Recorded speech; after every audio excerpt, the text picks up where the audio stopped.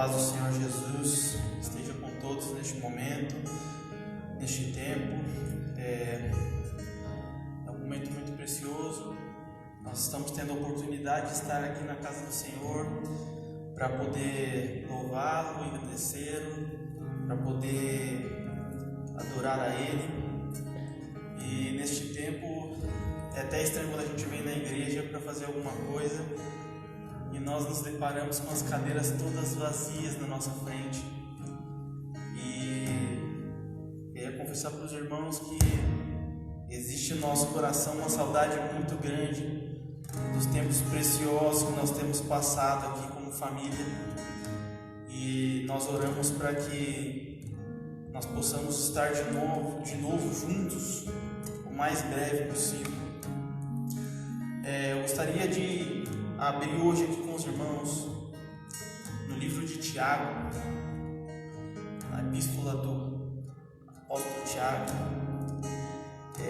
no capítulo 1, a partir do verso 2.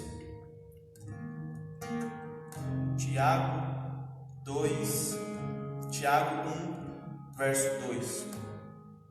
Amém. A palavra do Senhor diz assim: Meus irmãos, tende grande alegria quando enfrentardes várias tentações, sabendo que a prova da vossa fé opera a paciência. Tenha, porém, a paciência a sua obra perfeita, para que sejais perfeitos e completos, sem faltar em coisa alguma. Novamente o verso 4 diz assim: Tenha, porém, paciência a sua obra perfeita, para que sejais perfeitos e completos, sem faltar em coisa alguma. Esse texto ele se encaixa bem nos nossos dias que nós estamos vivendo. E a carta de Tiago aqui, ela é praticamente, vamos dizer assim, que como se fosse um download para os nossos dias, atual. E Tiago está falando aqui que nós temos que ter paciência e fé para enfrentar os tempos de dificuldade. Que isso nos faz perfeitos e completos. Ou seja, nós só poderemos ser completos enfrentando tribulações, enfrentando lutas. Nem sempre nós estaremos vivendo tempos de alegria. E que os tempos de tristeza, os tempos de luta, eles são um complemento para que nós possamos nos aperfeiçoar, para que nós possamos crescer. Então, neste tempo, que nós possamos ter paciência, que nós possamos estar buscando o Senhor, que nós possamos estar descansando nele sobre todas as coisas, e que nós possamos estar aprendendo com aquilo que está acontecendo neste tempo, para que nós possamos crescer em Cristo Jesus. Amém? Pai, nós te damos graças, Senhor Jesus, pelo teu amor, pela tua graça e misericórdia, Pai. Pai, damos graças, Senhor Jesus, por tudo que o Senhor tem feito nas nossas vidas, Pai, nestes dias, Senhor Jesus. Damos graças, Senhor Jesus, pelo teu amor, Pai, e pela tua soberania, Senhor Jesus, pelo teu cuidado, Pai, pelo teu favor que é imerecido sobre as nossas vidas, Pai. Pai, nós te damos graças, Senhor Jesus, por este tempo, Pai, onde nós estamos podendo, Senhor Jesus, refletir ações, atitudes, Pai, aonde nós estamos podendo crescer, Pai, em Ti, Senhor, aonde nós podemos, Senhor Jesus, planejar, Senhor Jesus, outros voos, Senhor Jesus, novas coisas, Papai, onde nós podemos, Senhor Jesus, ter um tempo para ouvir a Tua voz, Pai, para entender, Senhor Jesus, o que está falando, Pai, nos nossos corações através do Teu Espírito, Senhor. Pai, derrama sobre nós, Senhor Jesus, a Tua graça, a Tua unção, Pai, o Teu amor, Senhor Jesus. Pai, que neste tempo, Pai, nós possamos aprender a ouvir a Tua voz, Senhor Jesus. Que nós possamos aprender, Senhor Jesus, a ter paciência, Papai querido. Que nós possamos, Senhor Jesus, crescer e amadurecer, Pai, a nossa fé, Pai. Para que nós possamos, Senhor Jesus, chegar à estatura perfeita, Senhor Jesus. Para que nós possamos, Senhor, experimentar, Senhor Jesus, o o Teu perfeito amor, para que nós possamos, Senhor Jesus, experimentar, Pai, a Tua vontade, Senhor, que é boa, perfeita e agradável, Pai. É isso, Senhor, que nós te pedimos e nós te agradecemos. Em nome de Jesus. Amém, Jesus.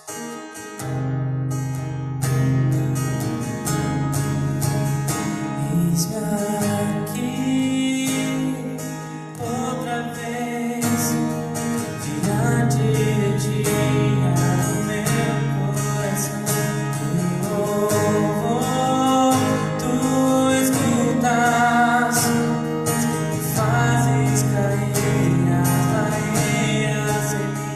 És fiel, Senhor, e dizes palavras de amor, esperança sem fim. Ao sentir o teu toque, tua vontade me libertas. Eu sei encanto desse lugar. Eu venho me amar, dizer que te amo, me amar, dizer te preciso, me amar, dizer que sou grato, me amar, dizer que és honroso.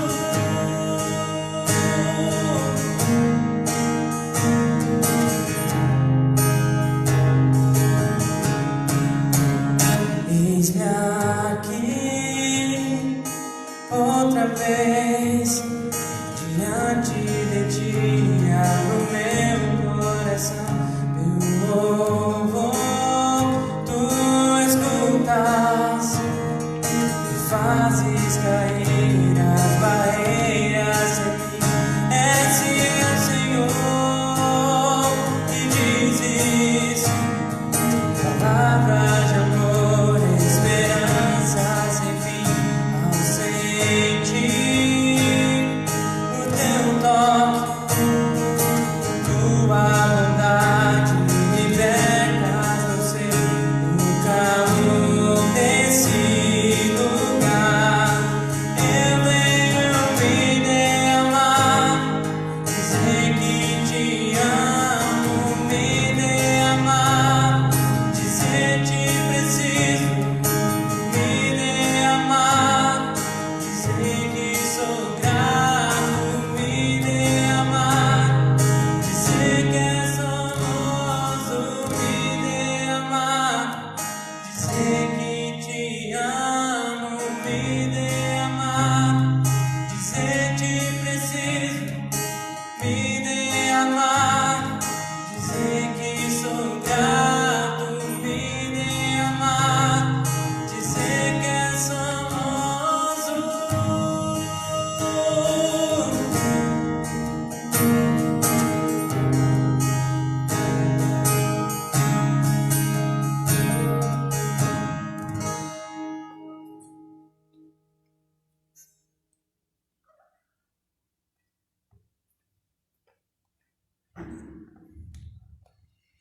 Amém, meus irmãos. Que bom louvar ao Senhor Jesus, amém? Nós estaremos hoje dando continuidade ao nosso estudo que começou na semana passada a respeito do Antigo Testamento. Semana passada nós falamos um pouco da importância do Antigo Testamento para a igreja de hoje, né? A importância que o Antigo Testamento teve na igreja primitiva, a importância do Antigo Testamento na história de Jesus. E hoje nós estaremos começando a falar sobre o Pentateuco, será a primeira parte do nosso estudo. Então, o Pentateuco são os 5 primeiros livros da Bíblia: Gênesis, Êxodo, Levítico, Números e Deuteronômio. E hoje nós estaremos estudando o livro de Gênesis juntos.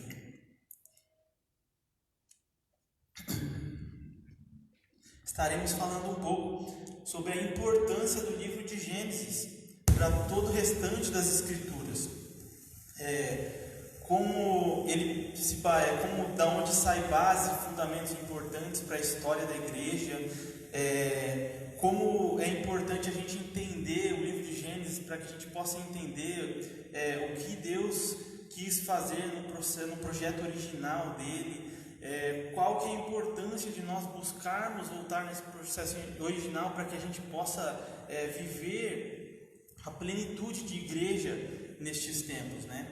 Então o livro de Gênesis, para a gente deixar mais claro, ele é separado em duas etapas, em duas partes. Então nós temos Gênesis do 1 ao capítulo 11, ele fala basicamente sobre criação, queda, sobre sobre a história primitiva e também sobre a Torre de Babel.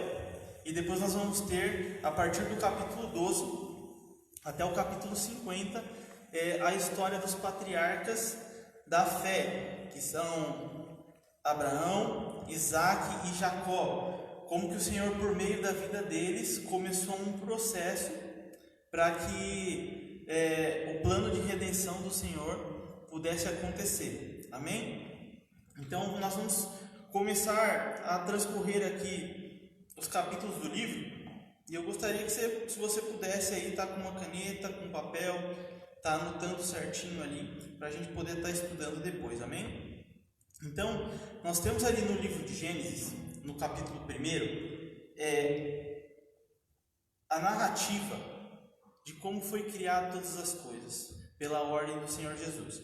Então no capítulo 1 nós temos os 6 primeiros dias da criação, como o Senhor fez para que todas as coisas fossem criadas.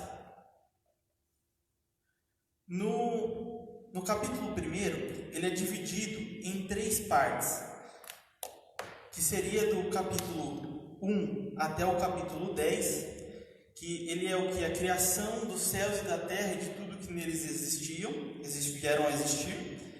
Do capítulo 11 ao capítulo 19 fala sobre a criação da vida vegetal, e do capítulo 20 até o capítulo 25 é a criação da vida animal. Mas o interessante aqui é que quando nós vemos no princípio aqui do texto, que diz, a partir do versículo 1 diz assim: no princípio criou Deus os céus e a terra era sem forma e vazia, e havia trevas sobre a face do abismo, e o Espírito de Deus se movia sobre a face das águas. Então, às vezes a gente acaba lendo isso aqui e acaba passando despercebido, e o texto só está falando que no princípio criou Deus os céus e a terra. E às vezes a gente acha que simplesmente o Senhor veio e do nada criou, porque não tinha objetivo, que a terra estava ali parada, sem forma e vazia. Mas nós temos um texto muito interessante no livro de Isaías, no capítulo 45, que diz assim, 45, verso 18: porque assim diz o Senhor que tem criado os céus, o Deus que formou a terra e a fez, Ele a confirmou, não criou vazia, mas a formou para que fosse habitada. Eu sou o Senhor e não há outro.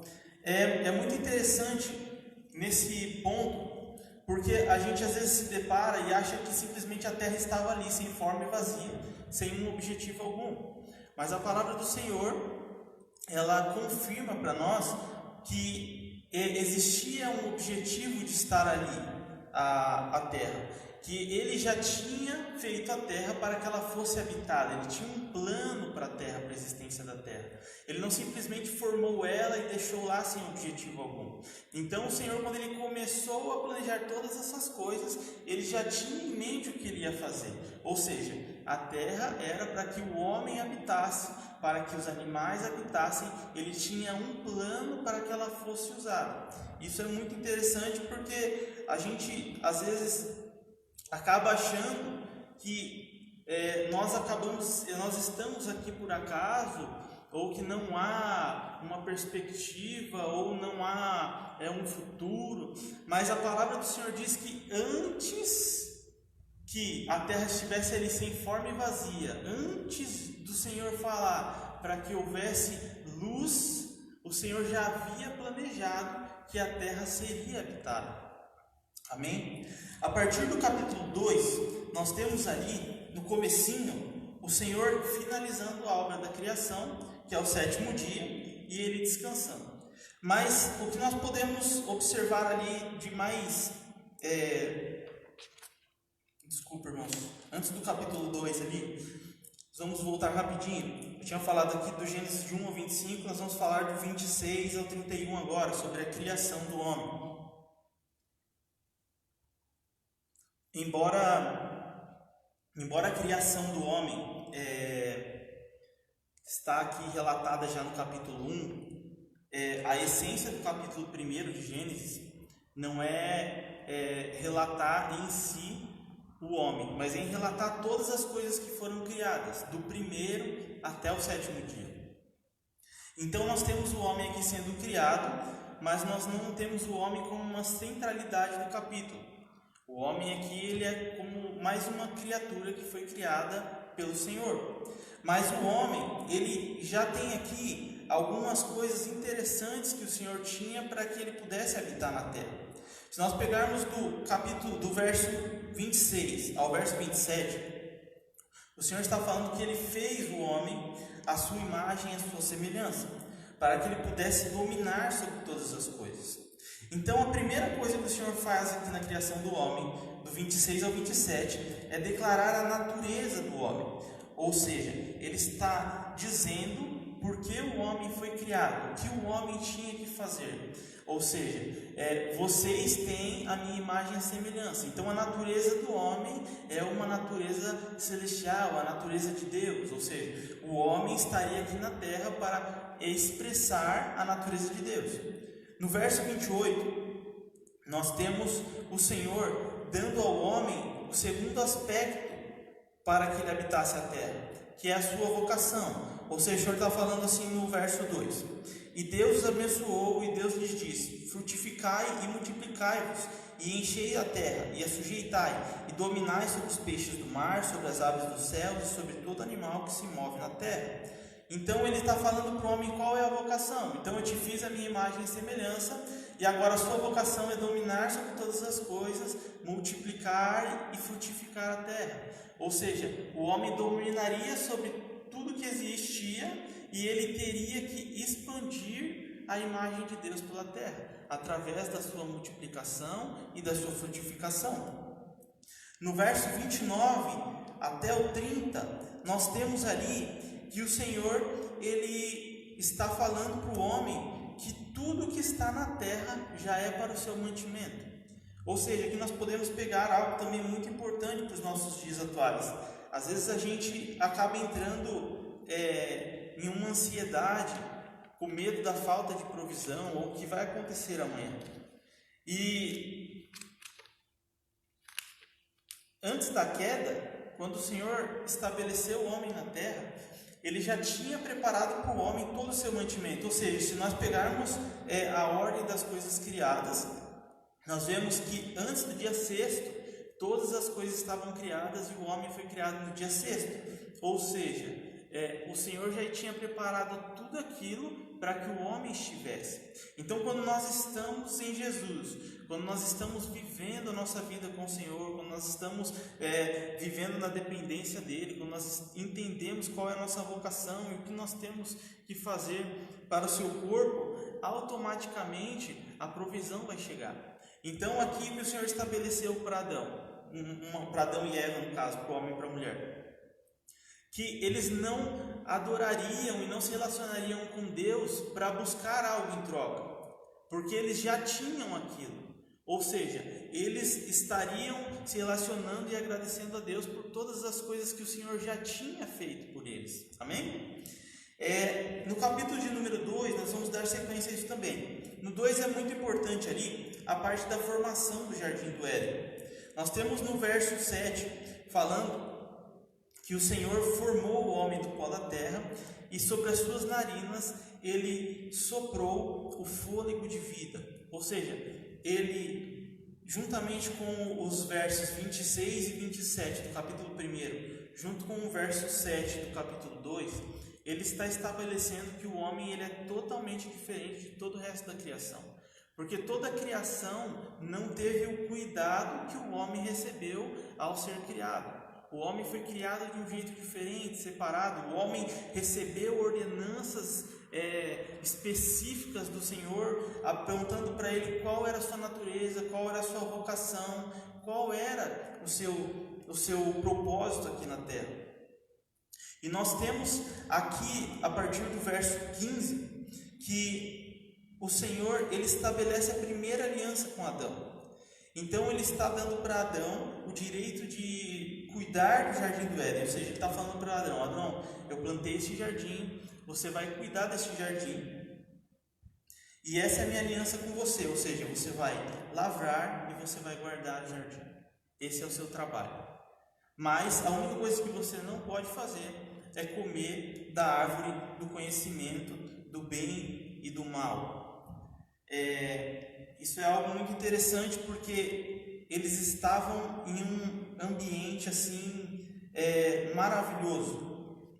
Adão e Eva não teriam do que se queixar, porque eles viviam num paraíso, aonde ali ainda eles não sentiam o peso do pecado sobre a vida deles. Eles não tinham dúvidas, eles não tinham medo, eles não tinham cansaço, eles tinham tudo o que eles precisavam à mão, eles poderiam se relacionar com Deus face a face, mas ainda assim, tendo tudo isso, eles decidem e optam por saciar o desejo do ventre deles. No capítulo 3 nós vamos ter ali na sequência a queda do homem, ou seja, o homem ele tinha um ambiente totalmente perfeito para que ele pudesse adorar ao Senhor, para que ele pudesse viver aquela vida íntegra e reta o tempo inteiro, a vida inteira dele ali. Mas ele optou, ele escolheu pelo pecado. No capítulo 3 nós temos esse relato, e o capítulo 3 ele é muito importante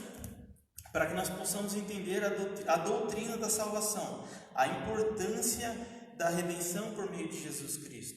No capítulo 3 nós temos aqui a queda do homem, nós temos o castigo, ou seja, as consequências que o pecado geraria sobre o homem, e nós temos também a promessa do Senhor de alguém que traria redenção à terra para que todas as coisas pudessem voltar à sua natureza original.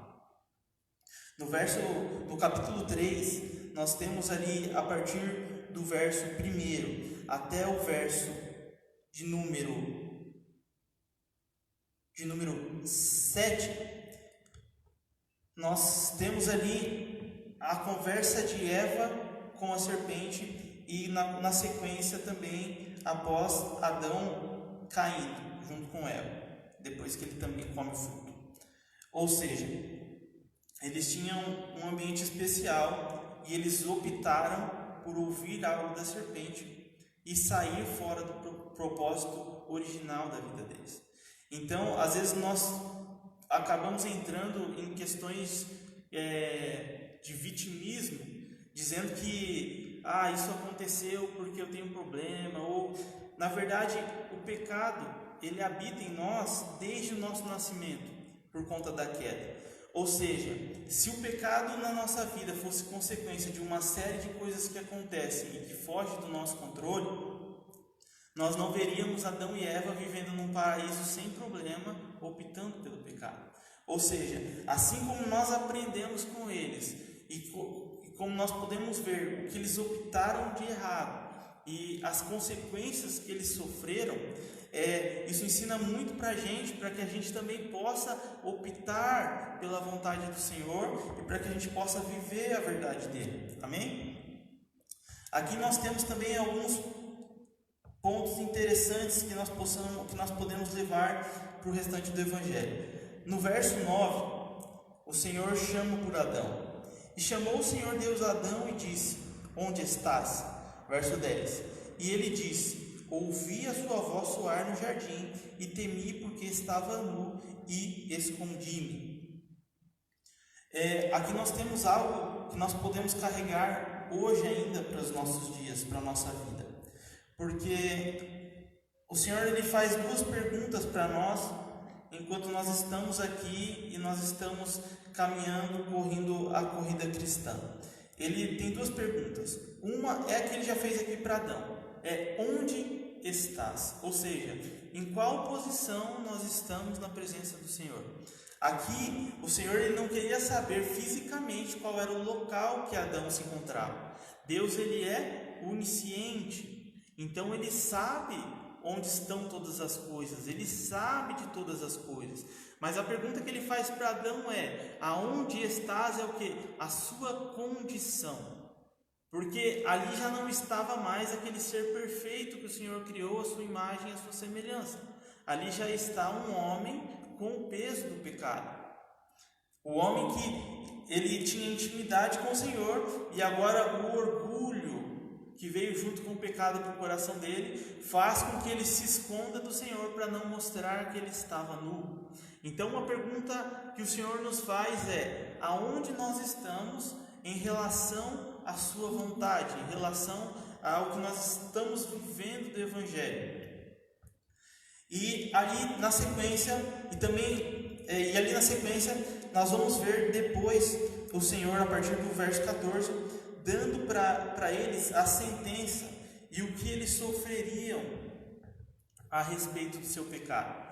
Então nós temos ali o Senhor dando a sentença sobre a serpente, sobre o homem e sobre a mulher. E a consequência de tudo isso ainda foi que eles acabaram sendo expulsos do jardim do Éden e não tiveram mais acesso à árvore da vida. Mas duas coisas que eu gostaria de falar aqui que são interessantes, antes da gente passar para o capítulo 4.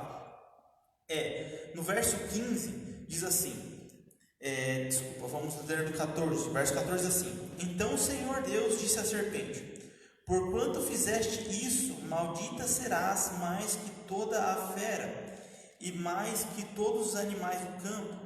Sobre o ventre andarás, e o pó comerás todos os dias da tua vida.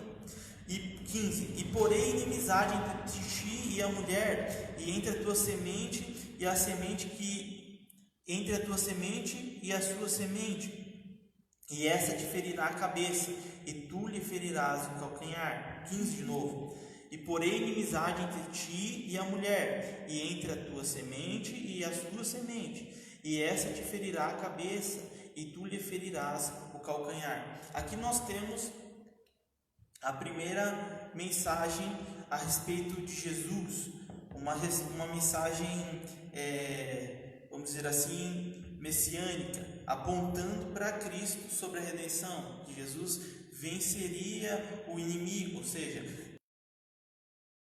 a semente da serpente e seria a semente que viria de uma mulher. Aqui nós temos, pelos teólogos, um termo que é usado para esse versículo aqui, que se chama de proto-evangelho, ou seja, seria a semente do evangelho, a primeira vez que o evangelho aqui está sendo anunciado na Bíblia, ou seja, está falando acerca da boa notícia que Jesus veio para morrer pelos nossos pecados, para que nós pudéssemos viver nele restaurados e pudéssemos ter de novo acesso ao Pai. Então aqui em Gênesis 3,15 nós temos o Evangelho sendo pregado, ministrado aos homens, como a esperança de que o Senhor um dia viria e restituiria todas as coisas. E o verso 21 é interessante também, a graça do Senhor já sendo mostrada pontualmente na vida do homem, porque o Senhor ele interviu para que a nudez de Adão e Eva fosse escondida.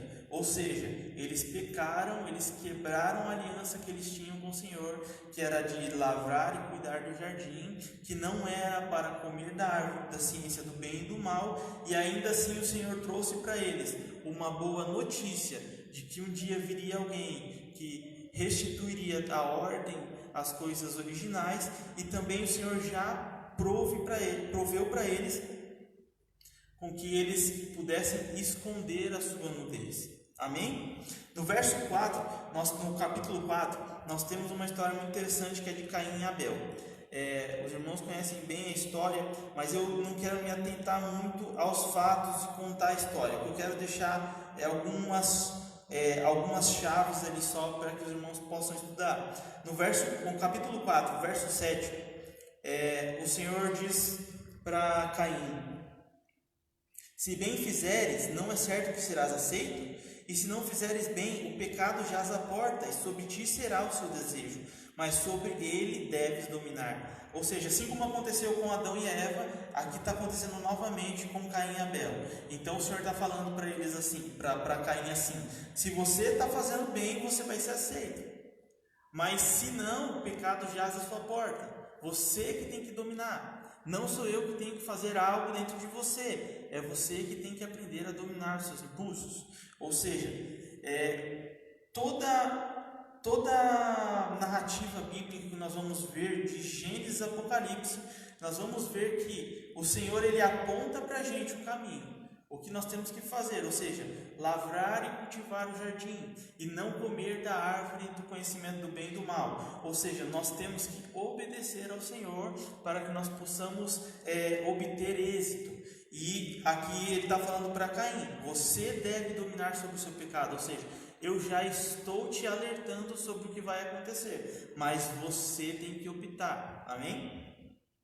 E no verso número 9 também diz assim: e disse o Senhor a Caim: onde está Abel teu irmão? E ele disse: não sei, sou eu guardador do meu irmão?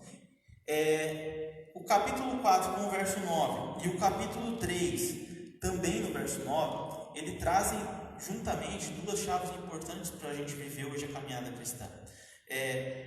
No capítulo 3, verso 9, a gente falou que Deus chama Adão e ele quer saber aonde está a criatura que ele tinha feito, aquela criatura perfeita que mostrava a imagem e a semelhança de Deus.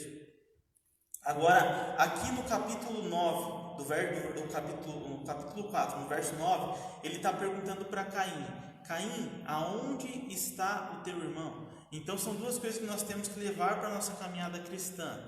É o que? Aonde eu estou me posicionando na presença do Senhor com a minha vocação, o que eu tenho feito, e a consequência disso aonde está o meu irmão? O que eu tenho feito para ser abençoador do meu irmão? O que eu tenho feito para que ele possa também viver o que eu tenho vivido com Jesus? Então aqui nós podemos fazer um paralelo com a grande comissão do Senhor lá nos evangelhos, ou seja, ir de pregar o evangelho por todas as nações. Se nós já estamos vivendo Jesus, agora é nossa obrigação falar do amor de Cristo, expressar o amor de Cristo, para que outras vidas também venham até o Senhor. Amém?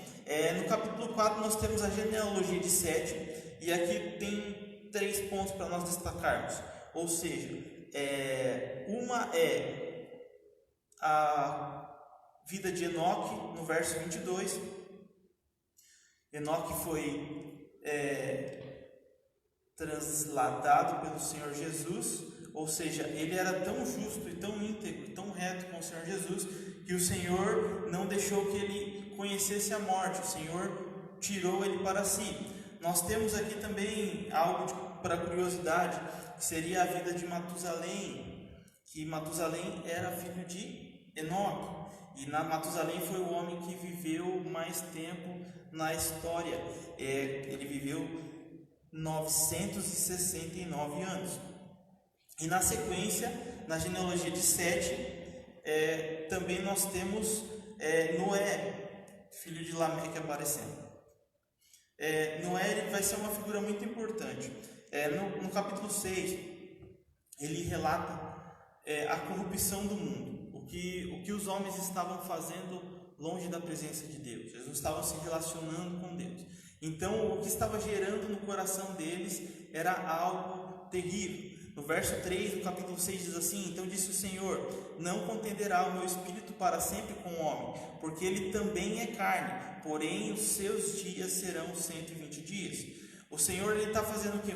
Um paralelo de que o homem é carne, ou seja, o pecado já está habitando sobre o homem, e o Espírito do Senhor ele não está indo no mesmo sentido do que o homem estava fazendo. Então o Senhor não quer contender. Então o Senhor ele já enxuga o tempo de vida do homem ali na terra. E por consequência de todo esse mal, o Senhor ele vai estabelecer um juízo sobre a terra através do dilúvio. E Noé entra como alguém que vai ser usado pelo Senhor para que exista continuidade da vida do homem na terra. Então o Senhor ele chama Noé e fala para Noé construir uma arca. Dois pontos interessantes sobre esse processo. Primeiro ponto: todas as vezes que o Senhor ele vai construir alguma coisa que tem a ver com o seu reino, ele sempre envolve a família no meio disso. Ou seja, a importância que nós temos que dar para a família em tudo que nós vamos fazer relacionado ao reino de Deus. Ou seja, para que houvesse multiplicação da imagem dele e para que o homem pudesse estabelecer governo sobre a terra, foi dado vida a Adão e Eva, um casal. Na sequência, nós vemos que Noé, para que dê sequência depois do dilúvio na vida da terra, o Senhor ele chama a família de Noé. Ele vê graça em Noé, mas ele fala para Noé: você e a sua família, os seus filhos e as mulheres dos seus filhos me farão uma arca e vocês entrarão nessa arca para que haja continuidade de vida. Ali no verso 17 ao verso 19 do capítulo 6. Após a construção da arca, eles passam algum tempo dentro da arca após o dilúvio. E um ponto interessante aqui para a gente adiantar é o capítulo 9, capítulo 8 primeiramente. O capítulo 8 diz assim, no verso 21: E o Senhor sentiu o suave cheiro, e o Senhor disse em seu coração: não tornarei mais a amaldiçoar a terra por causa do homem, porque a imaginação do coração do homem é má desde a sua meninice, nem tornarei mais a ferir todo vivente como fiz. Enquanto a terra durar, semearei a cega, o frio e calor, verão e inverno, de noite e dia não cessarão. Ou seja, no final do capítulo 8 aqui, o Senhor está estabelecendo, ele está reconhecendo que o homem, por conta do pecado, ele é mau em seu coração desde o seu nascimento.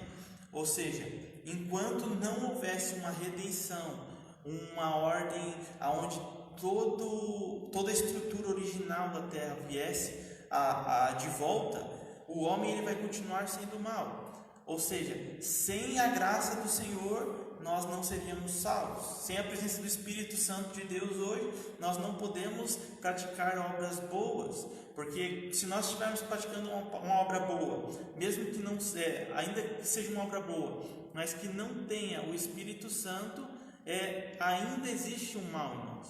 Então, o Senhor está falando, o homem ele não é bom desde a sua meninice. No capítulo 9, nós temos aqui a aliança do Senhor com Noé. E aqui tem dois pontos que nós precisamos prestar bem atenção. A primeira no verso 9 diz assim: E abençoou Deus e a Noé e a seus filhos, e disse-lhes: frutificai e multiplicai-vos, e enchei a terra. Então, em Gênesis 1, 26 e 27, quando Deus estabelece a criação do homem e da mulher, ele fala para eles assim: vocês vão frutificar e multiplicar a terra, e vocês vão dominar sobre todas as coisas. Ou seja, eles iam governar a terra sendo a imagem e a semelhança de Deus. Agora, por causa do pecado, eles perderam esse direito. Ou seja, enquanto o pecado ainda habita no homem, o homem ele não tem a capacidade de expressar a imagem e a semelhança de Deus na sua plenitude. Então, quando Deus faz uma aliança com Noé de novo, ele está falando para Noé: frutificai e multiplicai-vos e enchei a terra. Então, o Senhor está dando para ele uma ordenança dentro de uma aliança de que era para ele viver com tudo que tinha na terra, multiplicar e encher, mas ele não teria mais o poder de dominar todas as coisas por conta da maldade no seu coração. E também a partir do verso 11, quando ele fala do arco que estaria aparecendo no céu todas as vezes que chovesse, para mostrar a aliança que ele tinha feito com Noé. Então ali nós temos estabelecido o o arco celeste. Nós falamos no nosso cotidiano às vezes sobre o arco-íris, né? Mas na verdade o Senhor ele fala sobre o arco celeste, o arco que representa a bondade de Deus.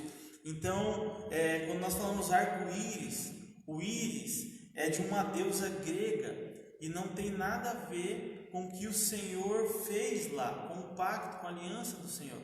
Isso foi coisas que durante a mitologia grega eles foram colocando, inserindo na cultura, até que hoje é natural que nós vemos o arco no céu e nós falamos, olha o arco-íris. Mas na verdade aquilo lá é um símbolo da bondade de Deus. Nós temos alguns textos bíblicos, por exemplo, em capítulo 1 de Ezequiel, mostra que este arco, este sinal, ele está ao redor do trono de Deus. Então esse arco, ele é um arco celeste, ele é um arco que representa o próprio Deus, amém? Também após ali, na sequência do capítulo, e também na sequência do capítulo 9, do capítulo 10, nós temos as genealogias. Aqui é bom nós pegarmos, porque aqui como nós temos muitas gerações, são aqui a formação dos primeiros povos, das primeiras nações da terra que se espalharam. No capítulo 11 nós vamos ter ali a Torre de Babel.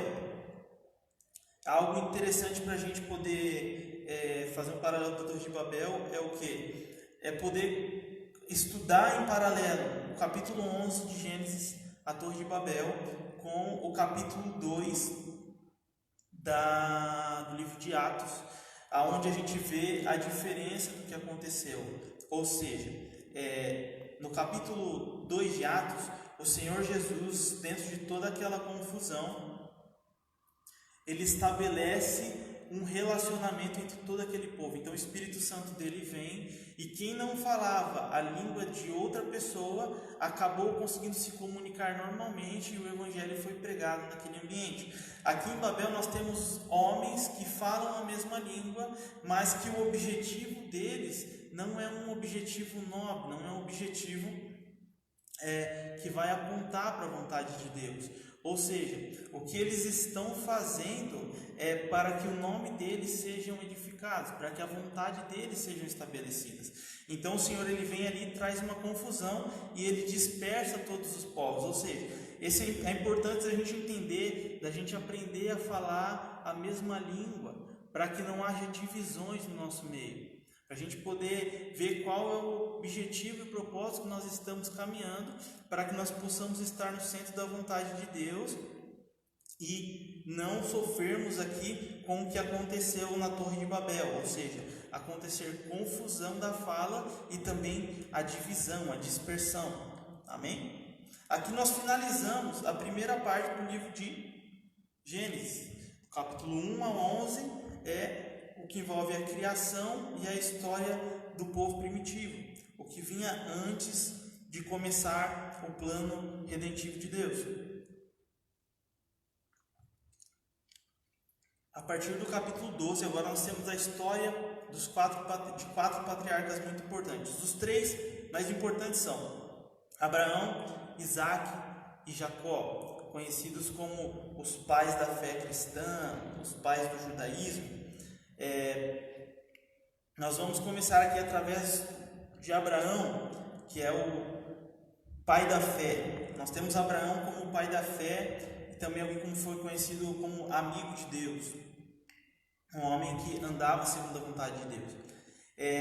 No verso 11, no capítulo 11, no verso 30, antes de entrar no 12 ali, nós temos ali, terminando a descendência, nós vemos ali falando da família de Abraão, da onde ele estava vindo, e nós temos no verso 30 falando que Sara era uma Sarai, ela era estéril, não tinha filhos. Sarai, esposa de Abraão. Quando eles foram chamados então para servir ao Senhor, eles receberam uma promessa do Senhor. Eles eram um casal que não poderiam gerar filhos. Nós já vamos voltar nisso, mas o interessante da vida de Abraão é que Abraão ele não é alguém comum na história da Bíblia, porque ele vamos dizer assim, a passagem dele na terra causa até os dias de hoje um grande impacto em várias áreas. Porque Abraão, ele é conhecido como o pai das 3 religiões, do judaísmo, do cristianismo e do islamismo. Então são as 3 maiores religiões que existem na Terra. Então Abraão é alguém que impactou demais a Terra através da sua passagem. Ou seja, nós temos o islamismo, que foi por conta da sua, que é a descendência de Ismael, seu filho, com Agar, a sua escrava, e nós temos o judaísmo e o cristianismo. O judaísmo por consequência de uma ordem natural, da sua descendência, vamos dizer assim, de sangue, do que saiu ali, e do cristianismo após Cristo, após a redenção, quando os gentios eles se juntam a Cristo Jesus. Amém? Então, só para a gente dar sequência ali, para a gente acabar esse ponto. Então Abraão, ele era o pai da fé, e quando ele é chamado por Deus para que ele pudesse exercer a vontade de Deus, ele era um homem casado com uma mulher estéril e vivia numa terra pagã. Ou seja, o Senhor, ele escolheu Abraão e derramou sobre Abraão sua graça e sua misericórdia, porque Abraão não era digno em nada, ele era alguém que era pagão. Então nós vemos a graça do Senhor aqui mais uma vez, pegando um homem para que ele pudesse viver a boa, perfeita e agradável vontade do Senhor. E para nós elencarmos só alguns pontos aqui sobre a vida de Abraão na terra, nós vemos aqui no comecinho do verso do capítulo 12, 2 diz assim: e far-te-ei uma grande nação, e abençoar-te-ei, e engrandecerei o teu nome, e tu serás uma bênção. Verso 3 diz assim: e abençoarei os que te abençoarem, e amaldiçoarei os que te amaldiçoarem, e em ti serão benditas todas as famílias da terra. Então o Senhor, ele já está fazendo uma promessa para Abraão, e ele está de uma forma, vamos dizer assim, progressiva, mostrando os planos dele para a redenção. Então ele escolhe Abraão para começar uma nova linhagem. Então o que ele diz para Abraão? Por tua causa todas as nações serão benditas, todas as nações serão abençoadas. Ou seja, através da geração de Abraão, da descendência de Abraão, nasceria Jesus. Se nós pegarmos lá os evangelhos, quando nós temos a descendência de Jesus, Mateus capítulo 1, por exemplo, nós temos mostrando que Jesus era da descendência de Abraão direto. Então, por conta de Abraão, todas as nações foram benditas, não só os judeus, mas os gentios também foram alcançados para que pudesse viver a redenção em Cristo Jesus. Outro ponto interessante sobre a passagem de Abraão é o que o Senhor prometeu para ele quando chamou. O Senhor prometeu para ele uma descendência e uma terra. E nós vemos que o que o Senhor prometeu para ele se perpetuou por toda a sua vida, até que ele pudesse ter o seu filho. Ou seja, quando ele recebe o chamado do Senhor e a sua promessa de que ele teria uma descendência e seria uma grande nação, ele tinha 75 anos. Só que ele só foi receber a conclusão dessa promessa do Senhor quando ele já tinha 100 anos. Ele esperou com paciência 25 anos para que ele pudesse receber a bênção do Senhor Jesus, para que ele pudesse ver o fruto da promessa de Deus. Então, como nós lemos na abertura do culto, Tiago do capítulo 1, falando sobre a paciência em tempos difíceis, você imagina tudo que esse homem passou até ele poder ver o que o Senhor tinha prometido para ele, até ele poder ver a semente do que o Senhor falou para ele. Ou seja, o Senhor tinha prometido para ele uma descendência e uma terra, e ele estava vendo ali o seu filho, uma parte da promessa do Senhor se concretizando.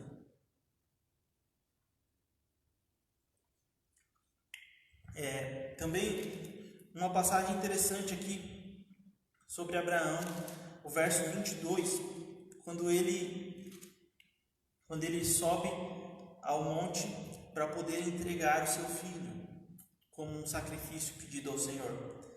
Quando Deus pede para ele Isaac. E nós temos lá em João 8,56, hoje, o próprio Senhor Jesus falando que Abraão se alegrou quando viu o dia do Senhor Jesus. Aqui nós temos uma prefiguração do que aconteceria na cruz.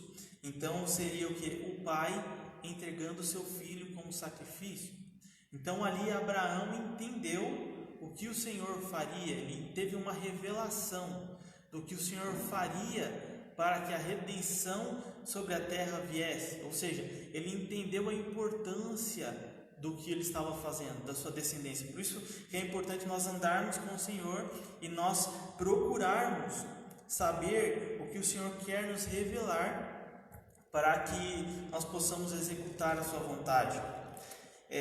A partir do verso 24, 25, nós já temos falando sobre Isaac. Aqui entre os patriarcas nós temos Isaac como alguém que tem menos escritos, vamos dizer assim. Muitos até falam que Isaac ele fez mais do mesmo, mas Isaac ele tem uma importância muito grande para toda a continuidade do plano do Senhor. Em Isaac nós temos o cumprimento da promessa de Deus a Abraão, ou seja, Deus prometeu para ele um filho e Deus deu para ele um filho, ou seja, isso é uma promessa que o Senhor Jesus, que Deus tinha feito para Abraão. Então Isaac ele já faz parte dessa promessa. Também no monte, quando ele vai ser sacrificado, a tipologia que ele é de Cristo, sendo entregue para um sacrifício. E também nós podemos ver ali a importância de Isaac, porque nós temos, como foi dito antes, Ismael, que foi nascido de Agar, um jeito que Abraão achou para tentar ter um filho. E nós temos Isaac, filho de uma mulher estéril, ou seja, ele é fruto de um milagre. Sem a mão do Senhor seria impossível que isso viesse a acontecer. Então a importância que ele tem aqui para que tudo aconteça e para que nós pudéssemos ver o tamanho do poder do Senhor, para que a redenção dele chegasse até os nossos dias. Na sequência nós temos aqui o filho de Isaac, Jacó. Isaac teve 2 filhos, Jacó e Esaú. E o primogênito, de acordo com as escrituras, seria Esaú. Os 2 irmãos gêmeos, Esaú sai primeiro e Jacó sai depois. Mas nós vemos ao longo da história dos dois que, assim como Esaú não fazia tanta questão da sua primogenitura, Isaac fazia questão e ainda não ligava de usar jeitos escusos para obter isso. Então ele troca com Esaú por um prato de lentilha, depois ele engana Isaac para que ele possa receber a bênção do pai no lugar de Esaú. E nós temos aqui um dos patriarcas que mais, vamos dizer assim, pode prefigurar o homem, porque nós temos o significado do nome de Jacó como sendo um homem enganador, ou seja, nós vemos até ele ter um encontro com o Senhor, vários pontos onde ele tem um desvio de caráter muito forte, onde ele se sobressai, onde ele gosta de enganar as pessoas para que ele possa tirar proveito disso, até que ele tenha um encontro com o Senhor Jesus para que ele possa viver a vontade de Deus. No capítulo 32 do livro de Gênesis, a partir do verso 22, nós temos um encontro de Jacó com um anjo no Val de Jaboque. E nós temos ali o que aquele encontro fez sobre a vida de Jacó. Ou seja, ele lutou com o anjo, ele persistiu e ele disse que não largaria o anjo até que ele fosse abençoado. Depois que ele lutou com o anjo, ele foi abençoado e o anjo tocou na sua juntura, ou seja, na sua coxa, e ali foi criada uma marca daquela luta em Jacó. Então é importante nós entendermos as marcas que nós temos dos nossos encontros com o Senhor, para que nós possamos mudar o nosso destino, assim como o destino de Jacó foi mudado. E para finalizar aqui, vamos falar sobre José. José, ele é um dos 12 filhos de Jacó. Para ser mais específico, ele era o filho predileto de Jacó. Por mais que ele não era o primogênito de Jacó, ele era o mais amado por Jacó, por ser filho da sua esposa, vamos dizer assim, da esposa a qual ele mais amava. E por ser também o filho da sua velhice, o filho que ele tanto esperou no Senhor Jesus, em Deus, né? E nós temos aqui em José alguns pontos interessantes para que nós possamos aplicar no nosso dia a dia. José, ele era alguém que ainda muito novo foi vendido para os seus irmãos como escravo. Ou seja, ele foi vendido como escravo, ele trabalhou na casa de Potifar. Depois de Potifar, por conta de uma mentira da sua esposa, ele foi preso. Mas em tudo, José, ele era temente e fiel a Deus. Ele teve tantas possibilidades de negar o nome de Deus, de agir contra a vontade de Deus, mas ele permanecia naquilo que ele acreditava. Ele tinha fé no Deus que ele servia, ele acreditava naquilo que ele vivia.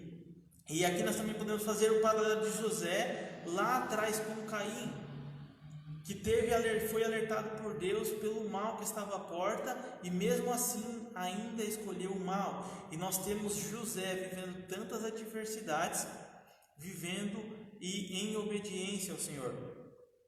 E nós temos José aqui como algumas prefigurações também de Cristo, como uma tipificação de Cristo na terra. A primeira tipificação seria que quando ele é levado ao Egito, seria uma tipificação de quando Jesus é entregue à cruz. Ou seja, quando Jesus é entregue pelos seus à cruz, é a mesma coisa quando José ele é entregue pelos seus próprios irmãos para a escravidão. Um segundo ponto aqui também para a gente meditar é que José ele foi levado a um lugar aonde ele serviria para a salvação da sua família e para servir toda a humanidade. Assim como Jesus que veio para os seus, Jesus também morreu para que a sua família, ou seja, para que a linhagem de Abraão fosse redimida e viesse a obter a salvação por meio de Jesus, mas também Jesus morreu para que toda a nação, todas as nações, toda a terra fosse levada à salvação, fosse de novo ao conhecimento de Jesus, ao conhecimento de Deus, a esse relacionamento de Deus. E também nós podemos ver a mão do Senhor sobre a vida de José como uma mão soberana. Por mais que as pessoas intentavam mal contra José, a mão do Senhor guardava José, ou seja, ele foi jogado dentro de uma cova para que fosse morto e não morreu, e depois foi vendido como escravo. Depois, na casa de Potifar, muitos estudiosos dizem que naquela época, pelo que José passou dentro da casa de Potifar, era para ele ter sido decapitado. Ele não foi, ele foi à prisão, até que na prisão ele encontrou com o copeiro mor e com o padeiro mor do faraó, e ele revelou os sonhos, e ele veio ali ao conhecimento do faraó para poder se tornar governador do Egito. Então, é um paralelo do que nós estamos vivendo nos nossos dias de lutas. Então, como a gente falou desde o começo, nem todo tempo nós vamos viver tempos de glória, tempos de alegria, mas nós temos que aprender a crescer em tempos de crise. José, ele se preparou para aquilo que ele viveria lá na frente. Nós temos Abraão, que esperou 25 anos por uma promessa de o Senhor se cumprir na sua vida. Então, que nós possamos analisar a história desses homens, para que nós possamos colocar em prática nos nossos dias. Nós temos aqui histórias de homens que foram utilizadas na caminhada do Senhor Jesus pelos apóstolos, para que eles pudessem cumprir os seus propósitos, para que eles pudessem cumprir a sua vocação, para que o reino de Deus pudesse ser estabelecido através da vida deles. Então, que nós possamos utilizar isso como algo que agregue para as nossas vidas. Nós possamos meditar mais na palavra do Senhor, conhecer os seus segredos, os seus caminhos, ver o que Ele quer falar para a gente através da sua palavra, mergulhar de cabeça em conhecer a palavra do Senhor, para que nós possamos viver a vontade de Deus, que é boa, perfeita e agradável. Amém, meus irmãos? Nós vamos estar orando agora e encerrando este tempo de palavra do Senhor Jesus. Na próxima terça-feira nós vamos estar voltando com o ensino, falando sobre o livro de Êxodo. Sábado nós temos culto normalmente às 7h30 e domingo às 18 horas. Que o Senhor Jesus possa estar usando essa mensagem para tocar no seu coração, que Ele possa estar falando com a tua vida neste tempo, que nós possamos tirar proveito deste tempo que nós temos para meditar no Senhor Jesus e aprender um pouco mais com Ele. Amém? Pai, nós te agradecemos, Senhor Jesus, pelo Teu amor, pela Tua graça, Senhor Jesus, por este tempo precioso, Pai, que o Senhor tem nos dado, Senhor. Pai, que o Teu Espírito Santo, Pai, traga, Senhor Jesus, sobre as nossas vidas entendimento, Pai, discernimento da Tua palavra e da Tua vontade nesse tempo, Senhor. Pai, que nós possamos entender, Senhor Jesus, quem nós somos em Ti, Pai, a nossa vocação em Ti, Pai, neste tempo, Senhor. Pai, que nós possamos mergulhar em Te conhecer mais, Senhor Jesus, e que o Senhor possa manifestar a Tua graça sobre as nossas vidas, Pai. Que nós possamos ser agentes, Senhor Jesus, de transformação neste tempo, Pai, aonde nós possamos expressar a Tua imagem e a Tua semelhança por onde nós passarmos, Senhor. Pai, que nós possamos ter uma semana, Pai, abençoada em Tua presença, que o Teu Espírito Santo esteja conosco, que o Teu Espírito Santo, Papai querido, nos direcione para a Tua vontade, que o Teu Espírito Santo, Pai, nos mostre oportunidades, Pai, onde nós possamos ministrar, Senhor Jesus, sobre o Teu Evangelho, Pai, sobre essa palavra que é viva, Pai, que traz, Pai, vida, Senhor Jesus, que traz transformação, Pai, que regenera o homem, Senhor. Pai, nós Te agradecemos, Pai, Te damos louvor, Pai, neste tempo, Senhor. É isso, Pai, que eu Te peço e que eu Te agradeço, em nome de Jesus. Amém. Boa noite, meus irmãos, Deus abençoe.